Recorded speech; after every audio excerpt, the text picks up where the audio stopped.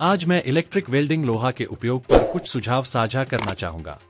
सबसे पहले हम अपने इलेक्ट्रिक सोल्डरिंग आयरन की नोक को हटा देंगे और इसे एक छोटे से साधारण स्क्रू से बदल देंगे। इस प्रतिस्थापन के बाद हम इस तरह से एक प्लास्टिक प्लेट की मरम्मत शुरू कर सकते हैं। इस तकनीक के साथ प्लेट सामग्री को ठीक करना आसान है। बेशक हमें कुछ अन्य वस्तुओं की भी आवश्यकता है, जैसे कि निश्चित संख्या पिन। ये पिन बहुत उपयोगी हैं और छोटी दरारें ठीक करने के लिए 1 दर्जन पर्याप्त होना चाहिए। सबसे पहले हम सोल्डरिंग आयरन को तब तक गर्म करते हैं जब तक कि यह क्षतिग्रस्त क्षेत्र में प्लास्टिक को पिघला नहीं देता।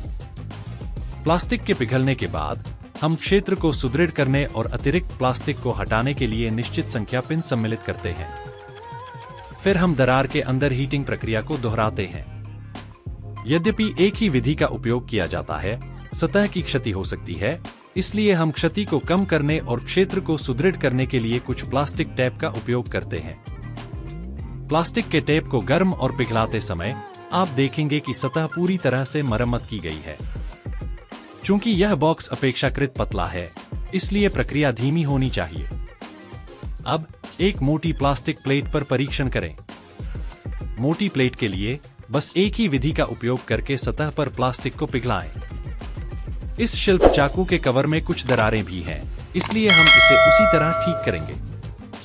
यदि आप अधिक विस्तृत मरम्मत चाहते हैं, तो मरम्मत के बाद हम सतह को समतल करने के लिए कुछ पोटीन लगा सकते हैं। भरने के बाद हम क्षेत्र को रेत, पेंट और रंग कर सकते हैं। मूल रूप से हम भाग को उसकी मूल स्थिति में बहाल कर सकते हैं, हालांकि यह एक श्रमसाध्य प्रक्रिया है। इलेक्ट्रिक सोल्डरिंग आयरन की नोक को हटा दें और एक छोटे से सामान्य स्क्रू से बदलें। सुनिश्चित करें कि मरम्मत शुरू करने से पहले पेंच अच्छी तरह से तय हो गया है। क्षतिग्रस्त प्लास्टिक प्लेट लें और दरारें पहचानें। टांका लगाने वाले लोहे को गर्म करना, दरार के आसपास प्लास्टिक को पिघलाएं। क्षेत्र को सुदृढ़ करने के लिए पिघले हुए प्लास्टिक में निश्चित संख्या पिन डालें। एक समान सतह सुनिश्चित करने के लिए अतिरिक्त प्लास्टिक निकालें। पूर्ण मरम्मत सुनिश्चित करने के लिए दरार के अंदर हीटिंग प्रक्रिया को दोहराएं। सतह की क्षति को कम करने के लिए प्लास्टिक टैप का उपयोग करें। क्षेत्र को और मजबूत करने के लिए दरार पर प्लास्टिक के टैप को पिघलाएं। पतले बक्से के लिए क्षति से बचने के लिए धीरे धीरे आगे बढ़ें।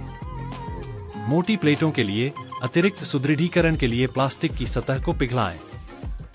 एक ही विधि का उपयोग करके शिल्प चाकू कवर जैसे छोटे सामानों में दरारें ठीक करें।